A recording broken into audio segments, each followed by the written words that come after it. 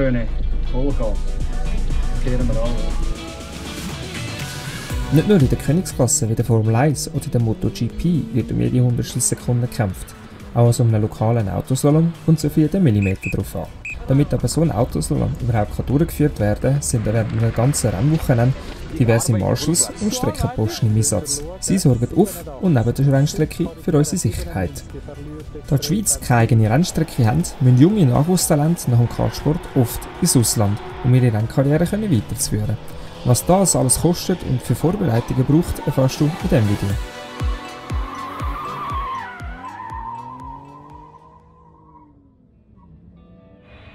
Damit an so einem Autoslalom überhaupt teilgenommen werden kann, muss der Rennfahrer sein Rennauto schon bereits einige Tage vorher optimal dafür vorbereiten. Dafür reisen wir auf Sattel im Kanton Schwyz. Dort, in einer Garage, wird bereits schon die letzten Vorbereitungen am Rennauto getroffen.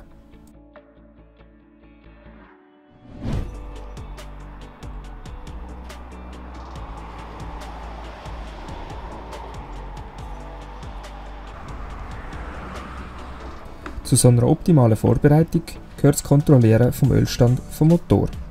Aber auch die anderen Fahrzeugflüssigkeiten werden selbstverständlich kontrolliert und bei Bedarf nachgefüllt.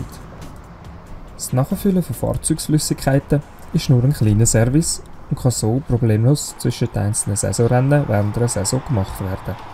Grössere Service wie ein Ölwechsel oder auch Ersetzen von gewissen Teilen wird zwischen den Saisons gemacht. Jetzt, wo alle Vorbereitungen getroffen worden sind, wollen wir auch wissen, wer das Auto überhaupt fährt.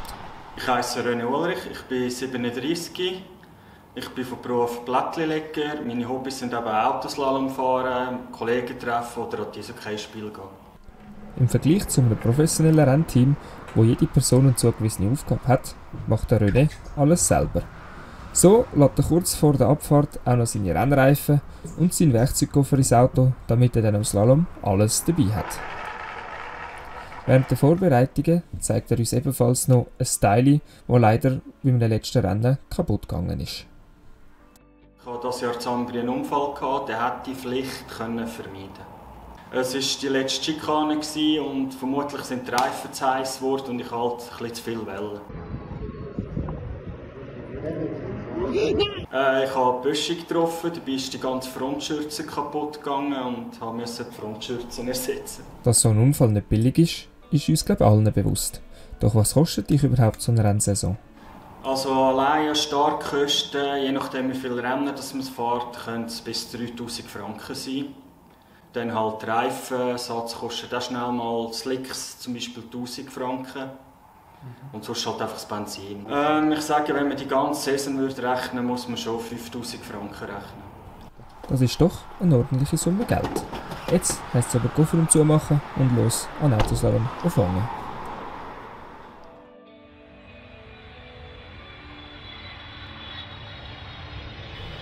Auf dem Flughafenareal vom Flugplatz Wangen im Kanton Schwyz findet zum 50. Mal der Autoslalom statt. Dass auch der, wie alle vorherigen, unfallfrei über die Bühne gehen, ist die Hilfe der Marshals notwendig. Sie sorgen nicht nur auf der Rennstrecke für die Sicherheit der Rennfahrer, sondern sind auch neben der Rennstrecke im Vorstart oder auf dem Parkplatz im Einsatz.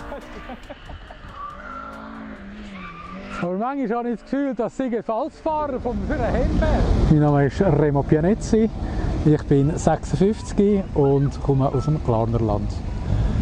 Seit erst etwa 4 Jahren bin ich als Streckenposten tätig. Der Ärmel hat es mir reingezogen, nachdem andere Leute das Gefühl hatten, hey, wir brauchen Unterstützung. Und tatsächlich, es hat immer zu wenig Streckenposten. Am Remo seine Aufgabe ist, alle Fahrzeuge im Vorstart richtig aufzureihen. Es rollt die Arbeit an. 16, ja. 18. 18, ja, 18. Ist gerade gut. Ist gerade gut im Moment. Das die ersten 2 können. Aufgrund von einem Mangel an Helfern wird der Remo an einer anderen Position dringender gebraucht. So ist der Remo gezwungen, seine Sachen aus dem Auto zu packen und den Vorstadt zu verlassen. Auf dem Parkplatz wird er dann bereits schon von seinen Gespendli erwartet, die ihm dann kurz seine neuen Aufgaben erklären. Ups.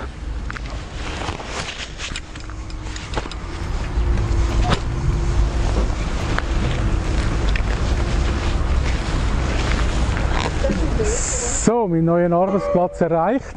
Neuen Arbeitsplatz erreicht? Jawohl. Du hast sicher studiert, gell? Da vorne ist Feld 1, das sind die jetzt am Fahren sind. Da vom Weissen. Der Weisse, da in der Aargauer Nummer, das ist ein Bötler, der aber schon die ganze Nacht auf dem Bau war. Freche Sieg. Ja, genau. Feld 2. Dann hier Feld 3, Feld 4, Feld 4. 5 und 6 bleibt noch oben. Ja. Die Röner dort oben, die sind von den Streckenposten die Röner. Da während dem Autoslalom alle Parkplätze vor dem Flughafen für die einzelnen Rennfelder reserviert sind und sogar gewisse Rennfelder noch ein bisschen weiter weg vom Flughafen abgestellt werden, ist der Remo dafür verantwortlich, dass jedes Auto dort hingeht, parkieren, wo es auch eingeteilt ist. Guten Tag. Sie gehören da ein bisschen zum Flugplatz. Ein bisschen zum Flugplatz dazugehören, was heisst das? Ich bin da technischer Support. Technischer Support? Aber ich habe die Raumkarte nicht billig, liegt irgendwo rum. Ah, okay. Wir können... Ja. Das wäre doch auch eine gute Sache. Aha. Da sich neben dem Flugplatz auch direkt noch ein Poststeg befindet, müssen gewisse Parkplätze für die Bötler freigehalten werden. Dass aber jetzt nicht einfach jeder kann behaupten, dass er ein Boot im Hafen hat, muss jeweils nachgefragt werden. Ebenfalls gibt es auch Personal, das im Restaurant muss arbeiten muss. Auch die haben natürlich ihren Parkplatz. Guten Morgen. Guten Tag. Hat es noch ein Plätzchen? Ich muss arbeiten. Ah, ja, ihr habt zum Arbeiten ja hinter dem Restaurant eure Parkplätze. Darf ich bitte? Gut. Genau. Dankeschön.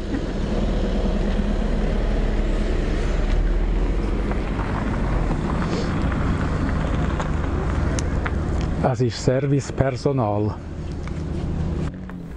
Vor jedem Rennstart müssen die jeweiligen Rennfelder vom Parkplatz in den Vorstart gebracht werden.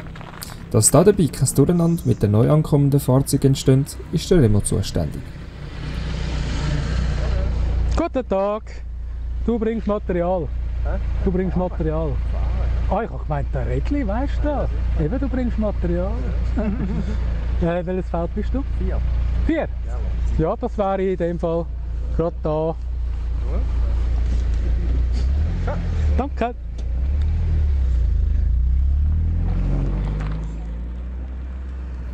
Dass sich nicht immer alle Autofahrer an die Regeln halten, wird uns aus folgendem Gespräch klar. Oben neben. Hä? Jetzt kommt jemand mit dem Rollstuhl oben neben. Weißt du, das ist nicht was anderes. Ah ja, okay.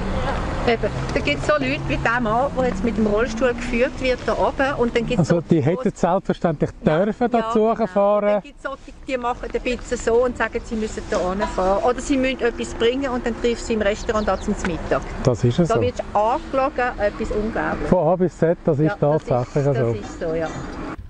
Jedoch halten sich der grösste Teil der Auto- wie auch TÜV-Fahrer an die Regeln. Und so bleibt einmal Zeit für ein kurzes Gespräch. Das sollte gut gehen. Ja, ja, das hebt.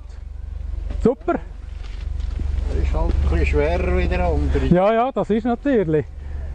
Das ist kein 125er. 450 Kilo. Durch schönes Wetter reisen viele mit dem TÜV an Autoslalom an. Das führt aber leider zu gewissen Problemen. Zur Information, wir haben jetzt keinen TÜV-Parkplatz mehr. Da ist irgendein Schweizer 14819, der da steht, dass wir keinen Platz mehr haben. Eine grossartige Sache, die ich jetzt seit 2 Jahren mache, ist Karting. Die Fahrerschmiede für zukünftige Weltmeister. Wenn wir Formel 1 schauen, jeder von diesen Formel 1-Fahrern ist tatsächlich Kart gefahren. Und genau das gehe ich bei den Schweizer Meisterschaften auch fangen, technische Wagenabnahmen machen, Reifen kontrollieren, Chassisbreite, was alles eben dazugehört. Ich habe das grosse Vergnügen, nächsten Frühling, also im Februar, in Frankreich bei der FIA einen Ausbildungskurs besuchen, damit ich eben dann hochoffiziell international Wagenabnahmen machen darf. Bestimmt jeder von euch ist bereits mal in einem Kart gesessen. Doch wer jetzt vom Kart in ein richtiges Rennauto will umsteigen, hat es in der Schweiz sehr schwer.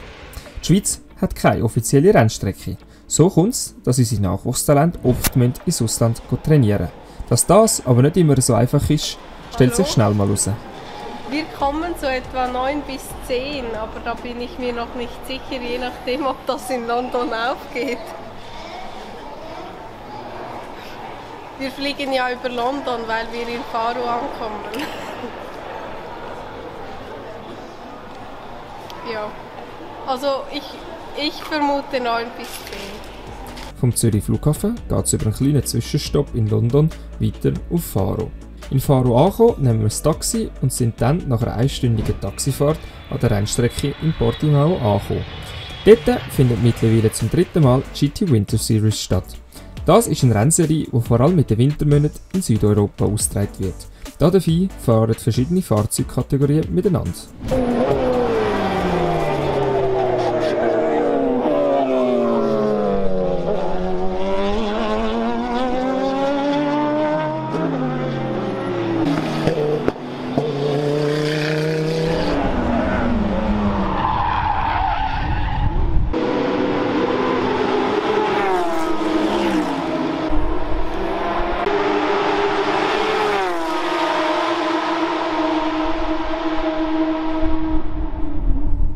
Ich bin Katharina Lüscher, ich bin 15 und ich betreibe Motorsport.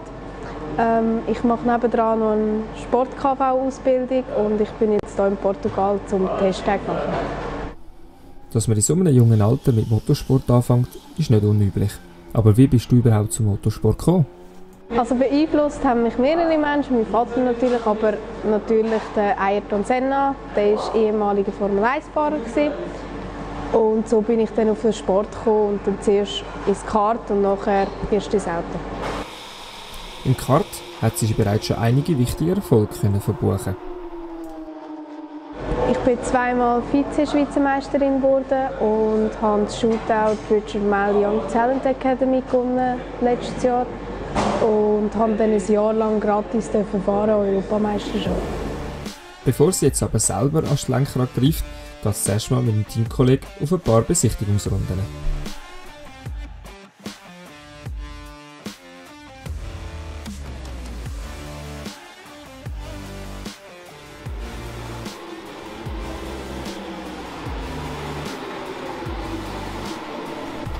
Da sie noch nie in Portimao gefahren ist sie zuerst als Beifahrerin unterwegs. So kann sie sich nicht nur ein Bild von der Strecke machen, sondern sich auch bereits schon die ersten Einlenk- und Bremspunkte merken.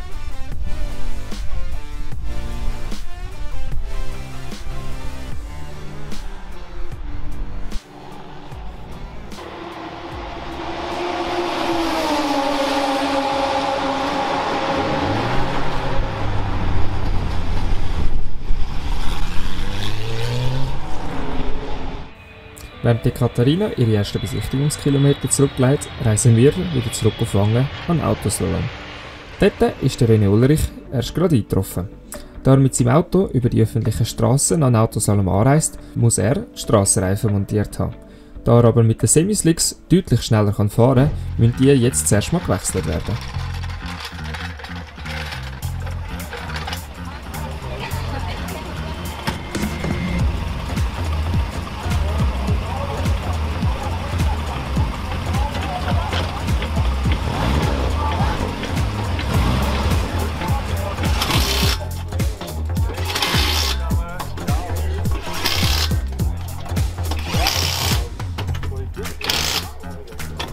Nachdem die Regeln jetzt gewechselt worden sind, geht es ans Anlegen vom Rennanzug. Bevor der René jedoch zur Wagenabnahme muss, bleibt noch kurz Zeit, um mit der Konkurrenz wichtige Neuigkeiten auszutauschen. Das ist nicht log, das ist nicht log, das ist nicht... Alle Karren illegal. So wie das Bier. Was? Wo die noch illegal eingestuft worden ist. Nein, er läuft. Ich habe es nicht zu Press gestern. Aber bist du zu Press? Ja. Also kannst du dir vorstellen, wie fit das ich bin, oder? Ja, jetzt hast du eine Ausrede. Wenn man jetzt den René fragt, was für ihn das Wichtigste ist am Autoslalom, hat er uns eine ganz klare Antwort. Spass haben, Kollegen zu treffen, weil um das geht es bei uns in der Kategorie auch. Natürlich will man auch die Rennen gewinnen, aber das Wichtigste ist, dass man eigentlich glücklich am Abend heimgeht. Bevor es jetzt aber mit der Rennaction losgehen kann, muss das Auto zuerst in die Wagenabnahme. Dort wird kontrolliert, ob das Fahrzeug an der Strasse zugelassen ist. Ebenfalls muss dort der Fahrzeugausweis, wie auch alle zusätzlichen Anbauteile, die verbaut worden sind, ausgewiesen werden. Auch wird kontrolliert, ob die feuerfeste Unterwäsche und der Anzug an den FIA-Vorschriften entsprechen und der Helm und das Handsystem beim Fahrer dabei sind.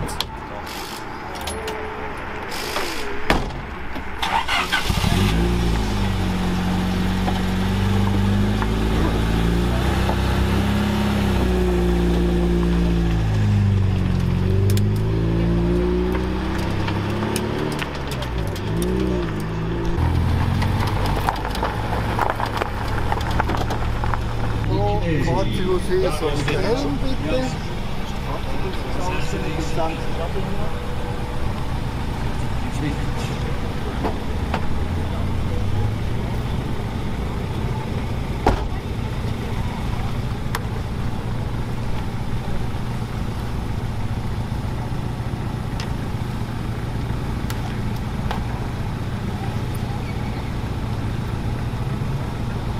Stopp, danke. Muss die Tauben auftun? Ja,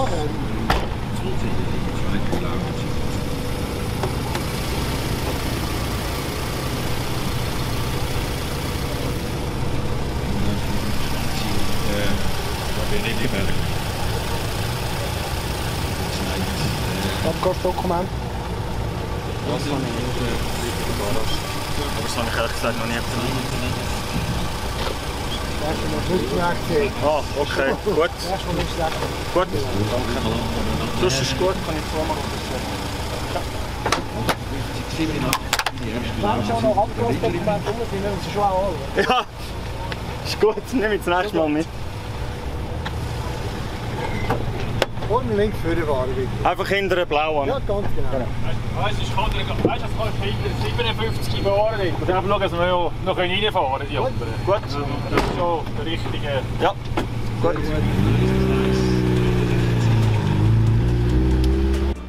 Obwohl der René das Abgasdokument nicht vorweisen konnte, ist er trotzdem zugelassen worden für den Autoslalom. Jetzt, nachdem alle Fahrzeuge in der richtigen Reihenfolge im Vorstart aufgereiht worden sind, wird das Feld von der Rennleitung ins Autoslalom hineingeführt. Der Streckenplan ist schon einige Tage vorher auf der Homepage von der Squadron Mosquito aufgeschaltet gewesen. So hat jeder Rennfahrer schon bereits die Strecke studieren. Jetzt hat aber trotzdem jeder Fahrer eine Möglichkeit, die Rennstrecke einmal als Gruppe und dann jeweils noch einmal alleine als Testlauf abzufahren. Da in der Startgruppe vom René so viele Fahrzeuge gemeldet worden sind, ist das Startfeld zur Besichtigung in 2 Teile geteilt worden. So hat der René noch einmal Zeit gehabt, kurz durchzuschnaufen, während die erste Startgruppe schon bereits losgefahren ist. Als die Gruppe dann endlich zurückgekommen ist, ist es dann auch für den René losgegangen mit der Besichtigung. Er nimmt uns dabei gerade mal mit der Aussenaufnahme, dass wir ein Feeling für die Rennstrecke bekommen. Da der Slalom entlang von der Start- und Zielgerade gesteckt worden ist, fängt das an mit einer langen Gerade. Am Ende dieser Gerade gibt es dann eine 180-Grad-Kurve und es geht wieder zurück in die andere Richtung.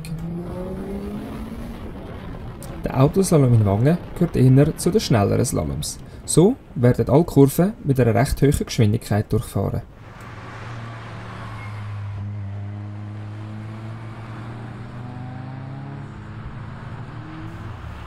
Nach dem Tor 21 gibt es noch eine Linkskurve und man biegt wieder ein auf die anfängliche Startgerade. Dort geht es bis ans Ende von diesen weißen Töckeli, bevor es noch eine 180-Grad-Kurve gibt, die dann uns bis zu Tor 28 führt.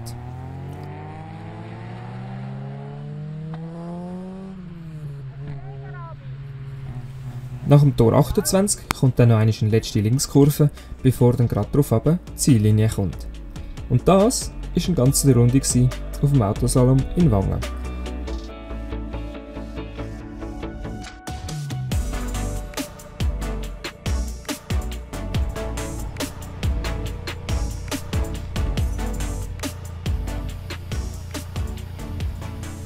Durch die Besichtigungsrunde hat der Reifen jetzt deutlich mehr Temperatur bekommen. Mit der Temperatur steigt auch der Reifendruck. Dass der Reifen jetzt optimal am Boden haften kann, muss noch einmal der Reifendruck eingestellt werden. Das muss am Autoslalom jeder Fahrer selber machen. Dafür misst der René noch einmal bei jedem Reifen einzeln den Reifendruck und bei dem Bedarf kann der noch einmal verringert werden. Durch den tieferen Reifendruck kann jetzt auch mehr Grip auf der Fahrbahn aufgebaut werden, was dem René erlaubt, einen höheren Kurvenspeed zu fahren, was sich schlussendlich auf der Endabrechnung bemerkbar macht, da er so eine Runde deutlich schneller zurücklegen kann. Nachdem er alle Reifendrücke richtig eingestellt hat, wird das Messgerät versorgt und der René hat noch einmal Zeit, sich auf den Trainingslauf vorzubereiten. Am Autoslalom besteht ein grosser Teil auch aus Warten.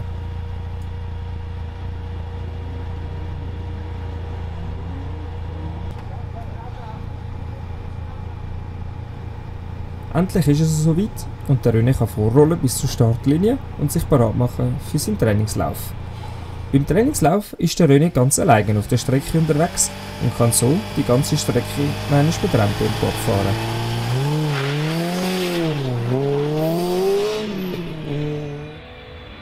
Nicht nur der René ist auf der Rennstrecke unterwegs. Auch die Katharina ist mittlerweile in Portugal selber hinter dem Lenkrad anzutreffen.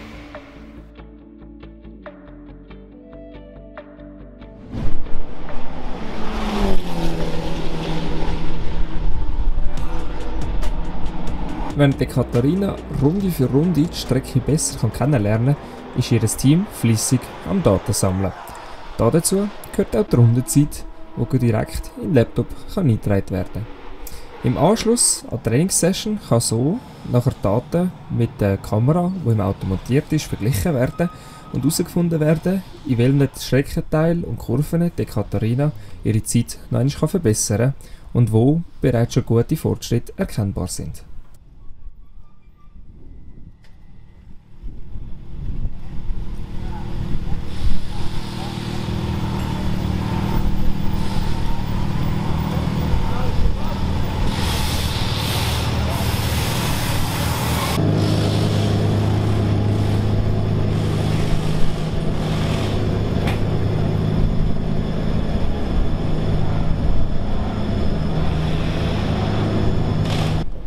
Auch an der Rennstrecke gibt es eine Mittagspause, währenddessen keine Autos auf der Rennstrecke fahren dürfen.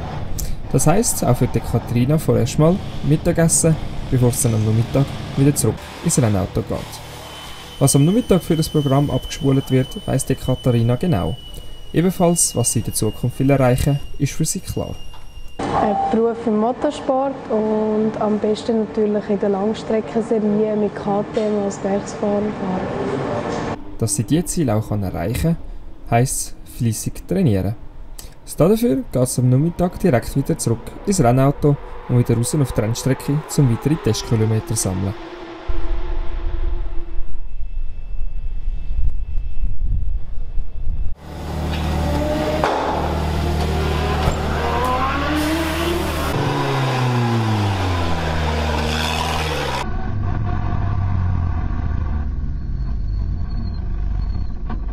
Bevor sie jedoch auf die Strecke rausfahren darf, muss sie noch einmal beim Marshall anhalten.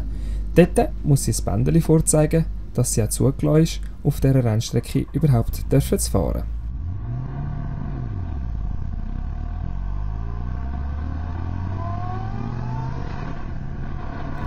Nach dem Pit-Exit-Schild kann die Katharina auf volle Renngeschwindigkeit beschleunigen. Wichtig ist dabei nur, dass sie innerhalb der weißen Linie bleibt. Die Katharina befindet sich momentan auf einer Outlap. Das heisst, sie muss zuerst alle Systeme und auch Reifen wie auch Bremsen warm fahren, damit nachher das Rennauto einsatzbereit ist für eine volle Rennrunde. So damit haben wir die Chance, die Katharina auf einer vollen Runde auf dem Portimao Circuit zu begleiten.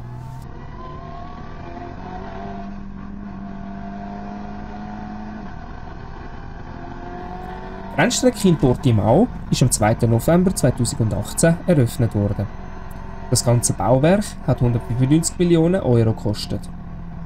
Bereits die Formel 1 war im Jahr 2020 und 2021 auf der Rennstrecke unterwegs gewesen.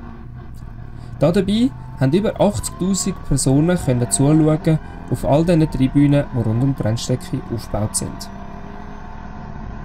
Die Rennstrecke ist auch als Rollercoaster bekannt. Der Name verdankt sie an den vielen blinden Kurven, die sie aufweist. Aber auch Gefälle von bis zu 12% machen die Strecke einzigartig. Neben der Strecke befindet sich auch viel Kiesbett. Das ist für eine Strecke von diesem Baujahr eher ungewöhnlich. Das führt aber auch dazu, dass nicht nur die Formel 1 bereits auf dieser Strecke gefahren ist. Auch die MotoGP hat bereits auf dieser Rennstrecke gastiert.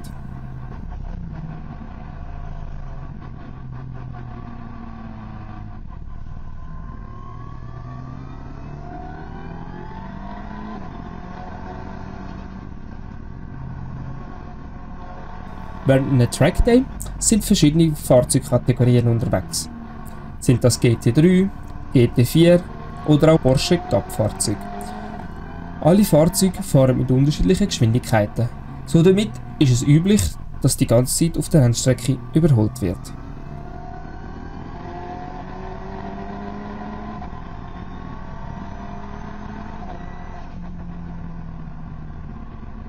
Bei der zweitletzten Kurve sehen wir noch einmal, wie blind so eine Kurve überhaupt sein kann. Bevor wir in der letzten Kurve angelangt sind, wo es noch einmal heisst, voll aufs Gas, bis an die Strecke raustreiben lassen und mit Vollgas auf die Start- und Zielgerade.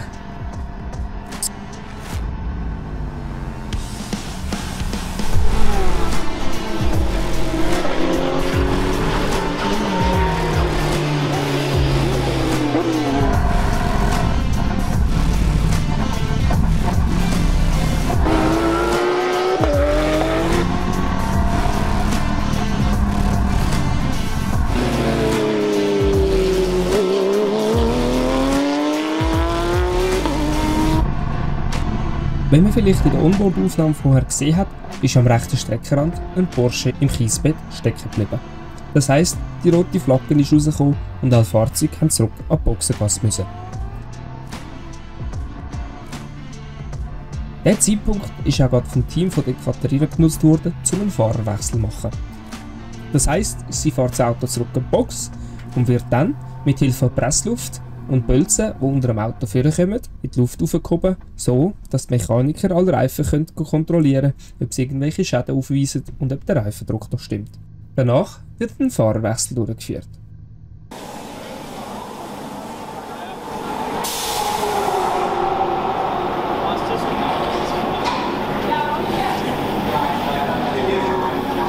Bei ihrem Teamchef angekommen, unterhalten sie sich über ihre erste Fahrt und er gibt ihnen Hinweis, was sie als nächstes machen sollen.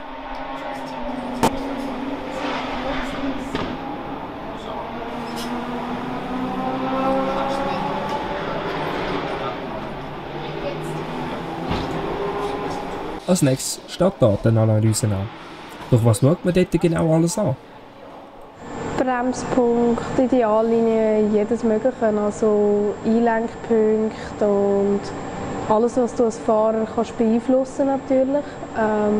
Also auch der Verkehr, dass man Zeit spart oder einsparen kann, so viel wie es möglich ist. Alles so Sachen, die natürlich beeinflusst können werden. Und je nachdem schaut man ein Setup an, sieht man, was passt ein, Brake Balance und Traction Control, ABS, wo du alles natürlich mit den Daten noch genauer kannst auswerten kannst.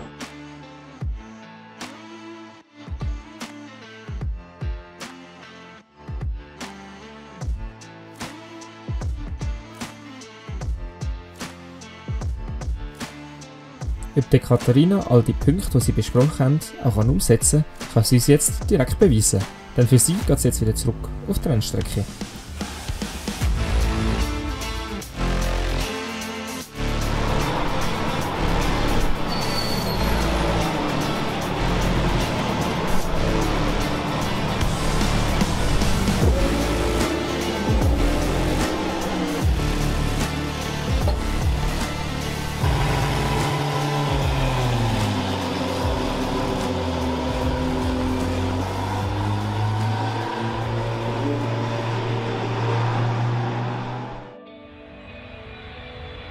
Wir reisen unterdessen wieder zurück auf Wangen, am Autosalon. Dort ist es mittlerweile Mittag. Das heisst, nicht nur immer mehr Zuschauer werden an der Rennstrecke erwartet, einmal mehr Gäste treffen im Restaurant ein. Das führt auch dazu, dass der Remo auf dem Parkplatz alle Hände voll zu tun hat. Auf Grasnarben fahren? Kann ich auch nicht. Nein, das ist für das Restaurant. Aber da auf Grasnarben kannst du sicher fahren. Ja, perfekt. Danke vielmals. Nicht nur der TÜV-Parkplatz ist bis auf den letzten Platz ausgebucht, auch für die Restaurantmitarbeiter wird es langsam knapp.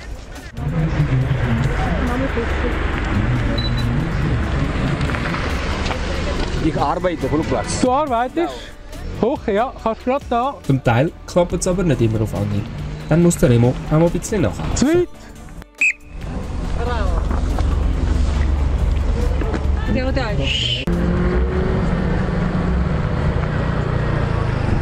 Hallo. Küche, gut.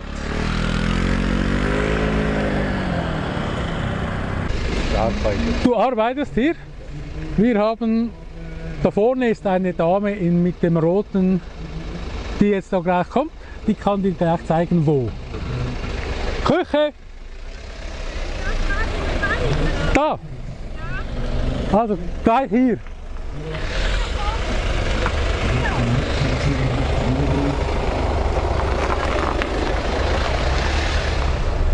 Ein wenig näher.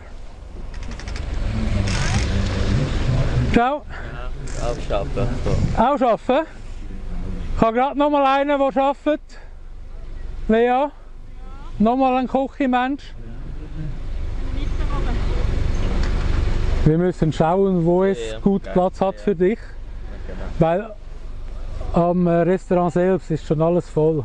Darf man da, wo Container ist, zum Container papieren? Beim Abfallcontainer. Beim Silbrig, geht das? Ja. Also ich könnte mir vielleicht den 2 hintereinander gerade nehmen.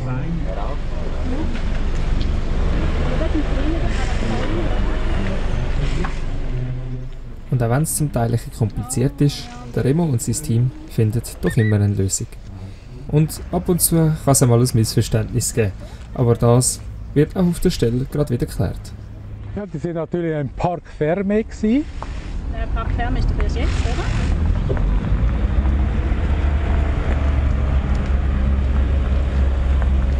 Also der erste war noch Feld 1 und das ist Feld 2 mit 16 bis. Und ab dem 30 wäre dann das Feld 3. Remo, bist gerade voll. Oh! Ja gut, mit so einem breiten Kinderwagen ist es natürlich auch schwierig.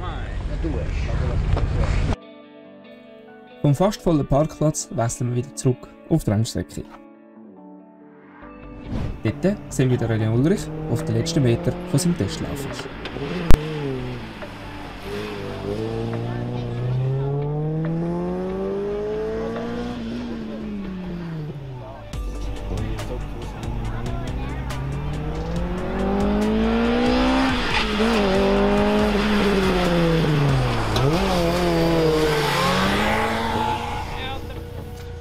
Wie bereits nach der Besichtigungsrunde wird es jetzt auch wieder als Reifendruck einstellen. Durch die höheren Geschwindigkeiten, die der René Ulrich mittlerweile im Testlauf fahren konnte, hat sich der Reifen deutlich mehr erwärmt, was den Reifendruck auch deutlich steigen lassen hat. Nachdem er alle 4 Reifen richtig einstellen konnte, bleibt noch kurz Zeit, mit seinen Kollegen, die als Zuschauer an den Absperrungen stehen, 1-2 Worte auszutauschen. Top 3 könnte möglich sein. Ja, aber das ist alles möglich. Ja, der Ramon Wirth ist nicht gekommen. Ah, stimmt. Ja. Der hat sich angemeldet, hat aber heute abgesagt. So. Ja, in dem Fall. Manu da, hä? Er hinter mir könnte auch noch schnell sein. Ja. Kühling. So, jetzt kommen wir zu der Geschichte von der Familie. Sie ist so schnell. Die Welt ist voll dabei. Selbst Ich habe nur gesagt, du könntest auch noch schnell sein. Auf seinem Ah, okay. Aber es war nicht das Auto, das ich so damals. Ja, ich weiss, du hast noch einen anderen. Die heisst... Ja, einer ist doch weiss mit Orange, oder? Stimmt? Nein, einer ist blau mit grün und einer ist komplett grün. Ah, da habe ich ja voll. Ah ja, die grün. Jetzt hat er mal vorhin gesagt, die verwechselt. Aber sonst steht noch einer mit einem weißen mit Orange drin. Aber der fährt Interswiss aus. Ja. Der ist aber auch schon gegen uns gefahren. Mit dem Interswiss-Auto. Wie ihr seht, ist man da nicht nur Konkurrent, sondern auch enge Freunde.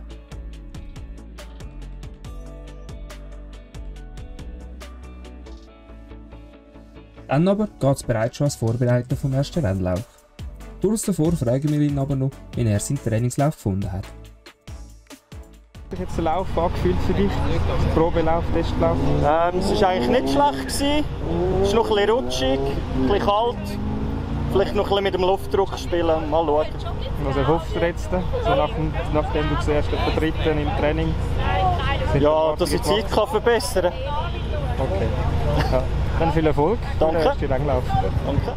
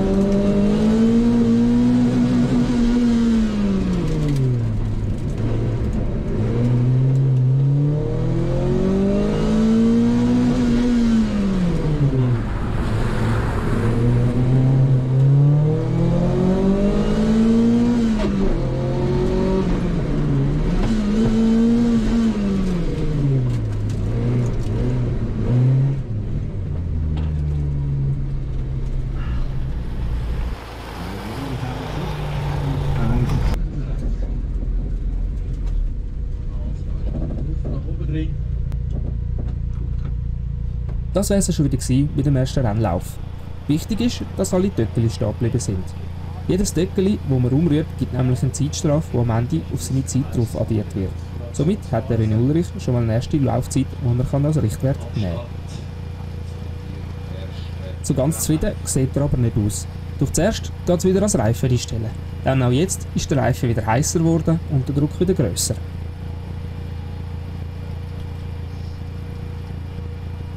Wie für ihn aber der erste Rennlauf war, fragen wir ihn am besten gerade selber.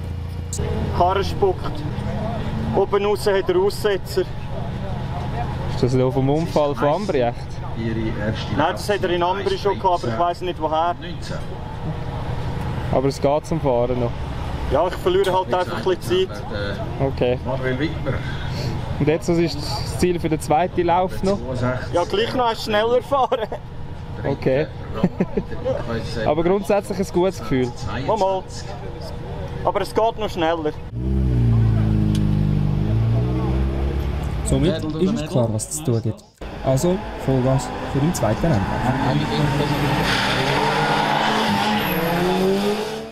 Bevor wir den zweiten Rennlauf von René Ulrich aber anschauen, wechseln wir noch einmal das letzte Mal auf Portugal.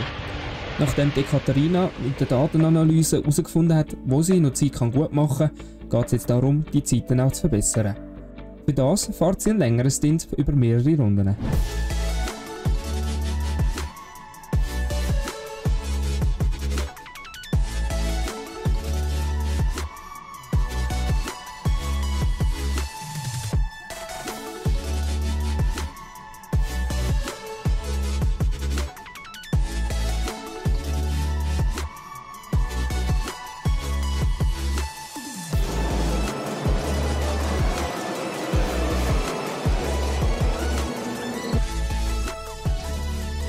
Nachdem sie auch diesen Stint beendet hat, kommt sie wieder zurück in die Boxengasse. Dort wartet bereits schon ihr Team auf sie, um sie wieder aufzubocken und die Reifen zu kontrollieren. Der grosse Unterschied, den wir sehen zwischen der Katharina Lüscher und dem René Ulrich, ist die Anzahl Personen, die am Auto arbeiten.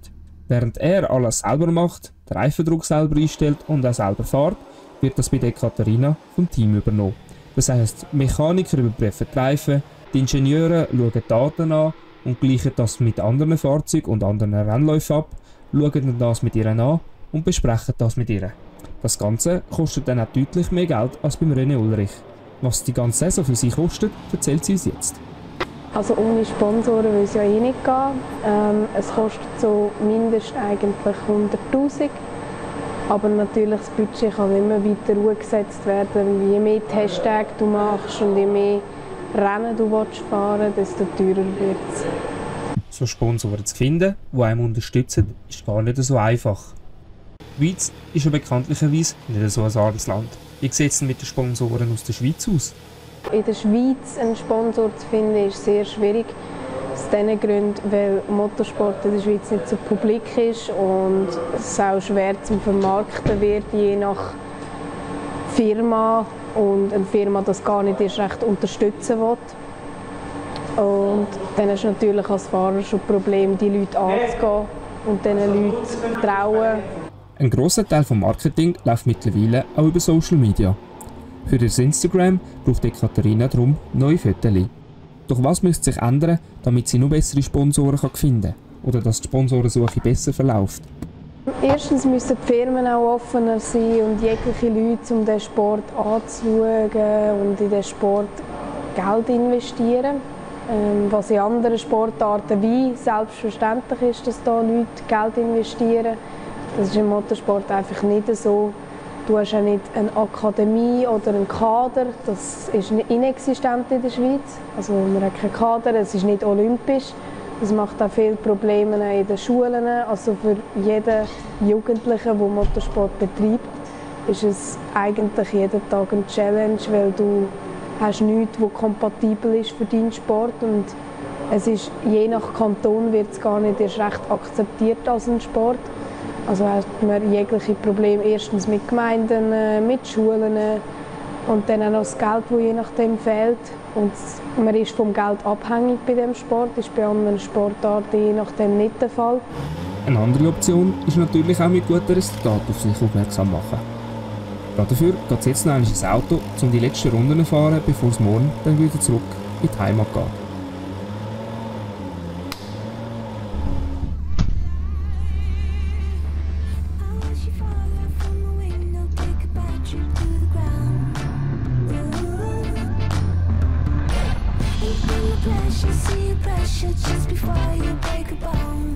Gerade vor ihr ist dann die P3-Abteilung noch einmal gefahren.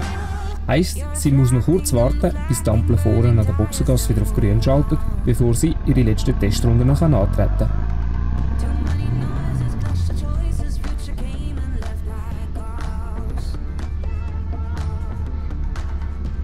In diesen Runden gilt es noch einmal alles Gelernte umzusetzen und eine möglichst gute Tageszeit zu setzen. Somit kann man dann auch mit einem guten Gefühl wieder heimreisen.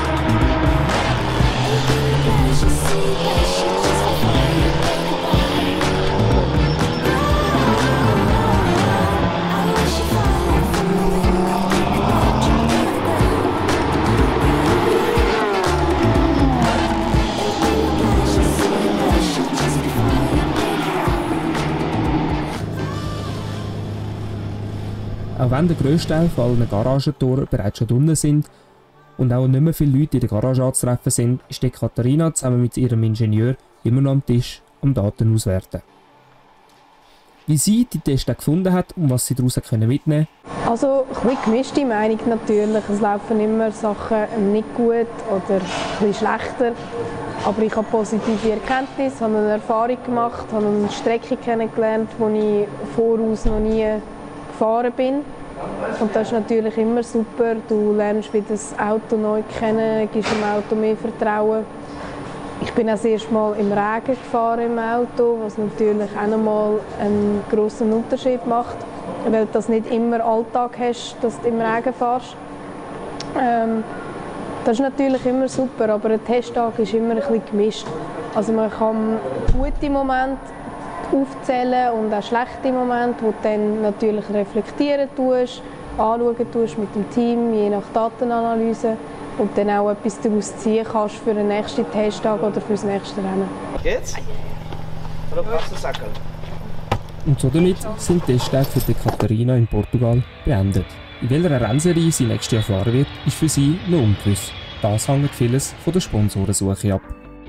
Während es für uns von Portugal wieder heim in die Schweiz geht, gilt es für den René in Wangen ernst. Für ihn steht nämlich der letzte und alles entscheidende Rennlauf an.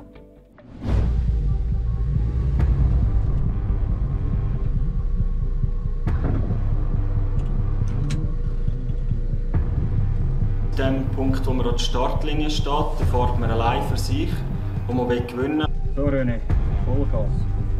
Kehren wir alles. Das Töckchen. Das Schönste wäre natürlich ein Sieg.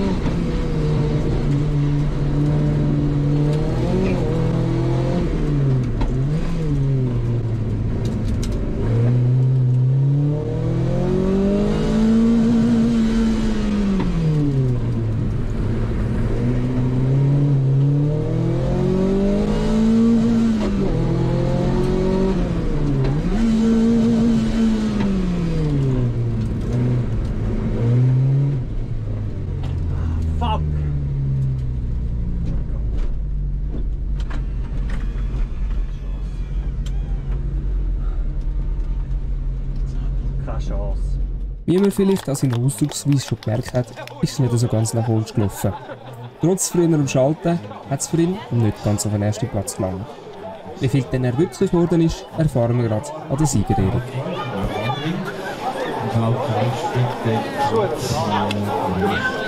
Zweiter Rang Kühling Gandhi, Bischof.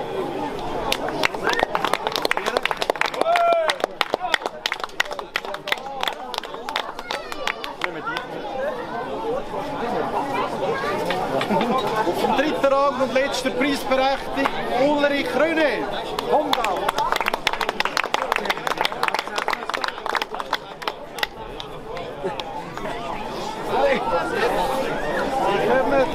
Ganz so unglücklich sieht er doch mittlerweile nicht mehr aus. Stolz hebt er uns auch noch das Resultatenblatt in die Kamera. Zufrieden? Ja. Schlussendlich bin ich mit dem dritten Platz zufrieden, weil das Auto hat halt doch noch ein bisschen Probleme gemacht. Jetzt ist ja die Saison fertig. Was sind die nächsten Sachen, die jetzt anstehen für dich? Ja, über den Winter gibt es sicher einen grossen Service, heisst Zahnriemen, Ölwechsel und alles und halt wieder auf nächstes Jahr vorbereiten. Nächstes Jahr, Termine stehen schon die ersten? Oder? Nein, steht leider noch nicht. Somit ist die Rennsaison 2022 für den Röne offiziell abgeschlossen. Nur das letzte Mal muss er Reifen wechseln an seinem Auto für das Jahr. Die Brenngülis kommen weg und die Strassenreifen kommen wieder drauf, bevor er seine Heimreise aufs Sattel antreten kann, wo sie die wohlverdiente Winterpause geht.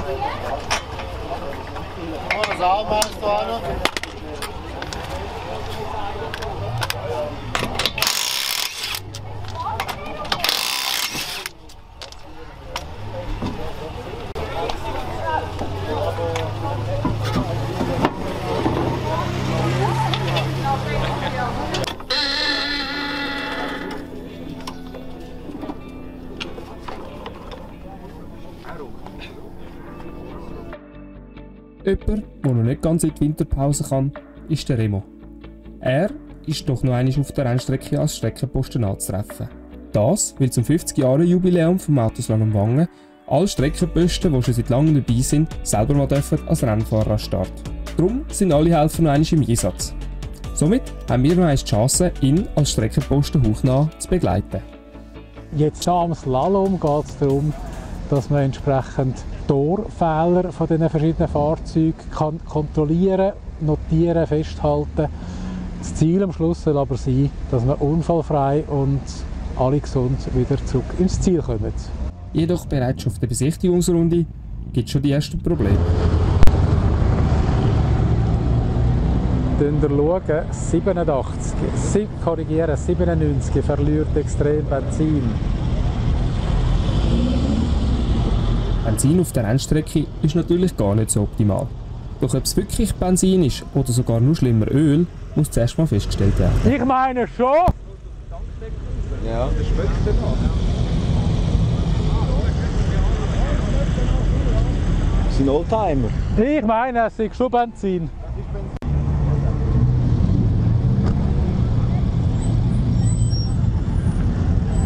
Hast du eine Zunge genommen, Hubi? Schlussendlich war es doch nur ein bisschen Benzin, das nicht ganz so an einer schlimmen Stelle rausgetropft ist. Somit ist am Rennen nichts mehr im Weg gestanden. Als Streckenposten haben sie aber noch eine weitere Aufgabe. Nämlich müssen sie Pylonen zählen, die die Fahrer umrühren. Sie schreiben alles. Ah, das ist noch gut. Ich muss aber nur überrufen, wer einen umgetan hat. Ich kann aufstellen, du musst überrufen. Da in der Oldtimer-Serie nicht mehr ganz so an das Limit gehen, bleibt als Streckenposten einmal Zeit für den einen oder anderen Witz. Er fährt sehr sicher und sauber.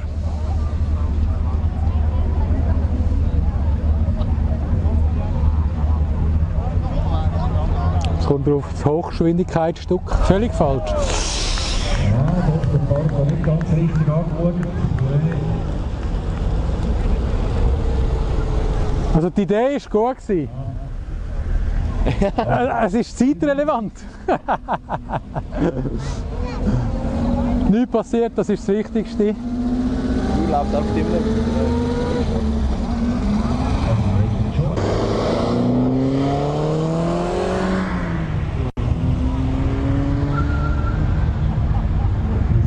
Also unsere Türli hat er sehr sauber gefahren. He? Oh, was der verliert du. Der Fahrer ist uns bereits bekannt. Der hat nämlich bereits schon bei der Besichtigungsrunde ein bisschen Flüssigkeit liefern. Dann schauen, Bremsflüssigkeit dort. 98. 98.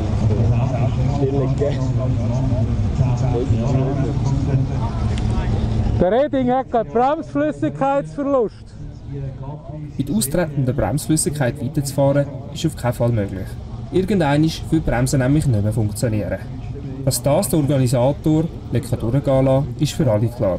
Damit der Fahrer auch seine Bremsanlage kontrolliert, schaut der Remo ganz genau hin.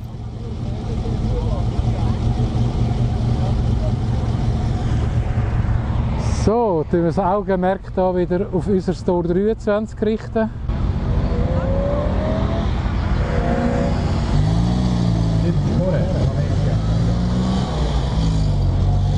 Der Remo hat aber auch noch eine Nachricht, die er gerne an uns alle weitergeben würde. Sehr gerne mache ich noch ein bisschen Werbung in eigener Sache. Nicht für mich, aber für den Job als Streckenposten. Die ASS die sucht immer wieder Leute, die sich ausbilden lassen. Was macht man dort? Nebst dem, dass man lernt funken, wie mit der Flagge Signal geben, wie dass man beispielsweise Brände löscht, wie dass man Leute aus einem Fahrzeug retten tut, Erste Hilfe, selbstverständlich gehört dazu. Gibt es verschiedenste andere Ausbildungsmöglichkeiten, wo man geschult wird, wo man dann tatsächlich die Chance hat, hautnah an der Strecke zu stehen. Vielleicht ist es auch actionreicher als nur da beim Slalom, an einem Bergrennen beispielsweise. Da passieren dann natürlich auch Unfälle. Da muss man dann wirklich säcken und parat sein. Also, wenn du ein bisschen Benzin im Blut hast, wenn es dich ein bisschen interessiert, wenn du eben an der Strecke stehen wirst und nicht nur irgendwo 50 Meter hinter dem Absperrgitter, dann mach mit, melde dich an. Die Ausbildung ist kostenlos. Wir freuen uns auf dich und dass wir uns dann das nächste Mal wieder an der Strecke sehen. Wenn das so ein Ausbildungskurs stattfindet, findest du auf der Homepage ass.ch. Ebenfalls findest du dort auch noch weitere Informationen, um was sie sonst noch alles anbietet.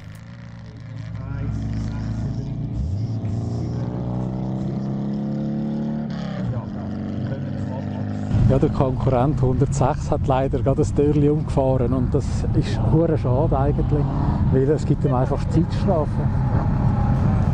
Mit diesen wenigen Torfehlern geht der 50. Autoslalom in Wangen auch unfallfrei zu Ende.